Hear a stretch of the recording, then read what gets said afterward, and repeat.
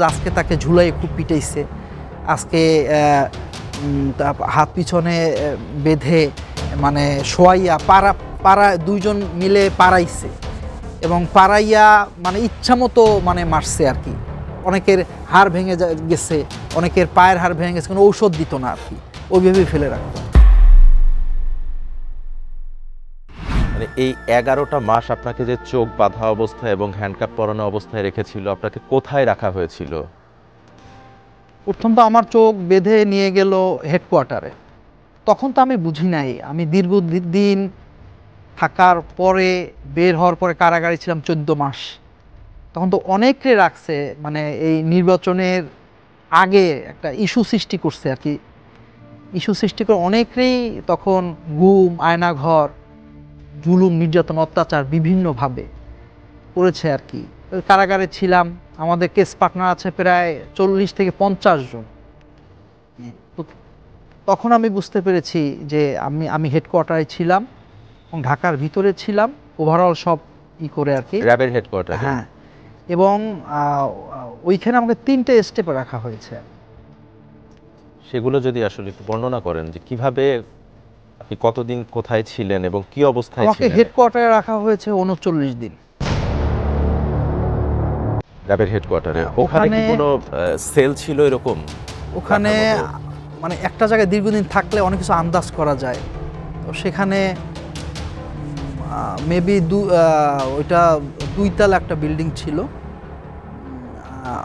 বাথরুমে গেলে এবং আমরা যে সেলের ভিতরে ছিলাম, ওই সেল থেকে স্পষ্ট প্লেনের ওঠানামার আওয়াজ পাইতাম আমরা সূর্যের আলো কিন্তু আমি দেখি নাই 11 মাস।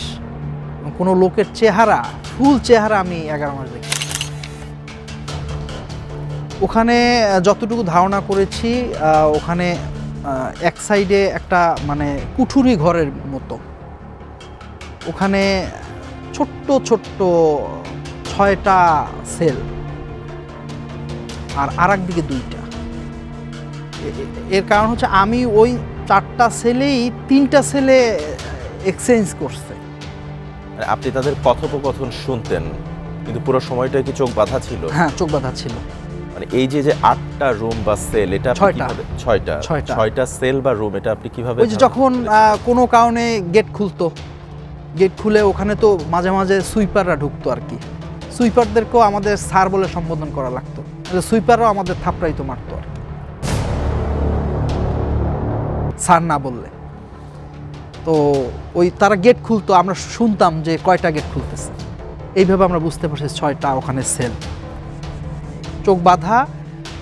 ওই ফার্স্ট যে স্টেজে ছিলাম, ওইখানে আপনার শুইলে মানে পিছন সাইডে, মানে হাত এরকম করলে আপনার দেয়াল, শুইলে পা বাথরুমের উপরে পড়ে, একটু আড়াল করা আছে, ওইখানে একটা প্যানের মতো বসানো, ওইখানেই বাথরুম, ওইখানে অজু, এবং ওই বাথরুমের সময় চোখ মানে খোলার কোনো সুযোগ নাই, ওইখানেই নামাজ পড়তে হবে আমাকে।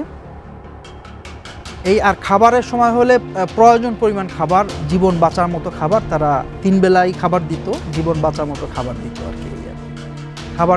খাবার খাওয়ার সময় চোখ মানে এই ভুরু পর্যন্ত উঠানো যাবে, নিচের দিকে তাকাইয়া ওদিকে ঘুরে, পিছনের দিকে ঘুরে খাওয়া যাবে আর কি। আর শুইতেও হবে মানে উল্টা দিকে আর কি। আপনি যে বলছিলেন যে আপনার 11 মাস চোখে কালো কাপড়ের পাশাপাশি হ্যান্ডকাপও লাগানো ছিল, তো খাবারটা ঠিক কিভাবে? যখন খাবার, তখন ওরা সামান্য সময় খুলে দিত, খাবার খাওয়া শেষ আবার আটকাইয়া দেখানো লাগতো যে আমরা এই করছি। এটা ছিল ফার্স্ট স্টেপ। 39 দিন। প্রথম 39 দিনে আপনি ওখানেই ছিলেন, ওখানে ছিলাম। এর ভিতরে অনেক লোক পরিবর্তন হয়েছে। এই যে নিয়ে যাচ্ছে, নিয়ে আসতেছে, আবার চিৎকার চেঁচামেচি শব্দ পাইতাম, খুব মারধর করতেছে, এবং গভীর রাতে যখন ওই যে ঝিমুনি টিমুনি কাটতো, তখন ওই যে পাশাপাশি যে ছেলে, ওরা ফিস ফিস করে একটু শব্দ করতে পারতো, তখন বলতো যে আজকে তাকে ঝুলাই খুব পিটাইছে, আজকে হাত পিছনে বেঁধে মানে শোয়াইয়া পাড়া দুইজন মিলে পাড়াইছে এবং পাড়াইয়া মানে ইচ্ছামতো মানে মারছে আর কি। অনেকের হাড় ভেঙে গেছে, অনেকের পায়ের হাড় ভেঙে গেছে, কোনো ঔষধ দিত না আর কি। ওইভাবেই ফেলে রাখতো। আপনাদের ওখানে কি কোনো ট্রিটমেন্টের ব্যবস্থা ছিল না, কোনো ডাক্তার বা কোনো? এরকম চিকিৎসার যদি ব্যবস্থা কি আপনার ছিল ঠান্ডা লাগতো হয়তো ওই যে স্বাভাবিক যে ওইটা হয়তো তারা দিত আর কি, যুজুয়াল আর কি। এটা ছিল 39 দিন।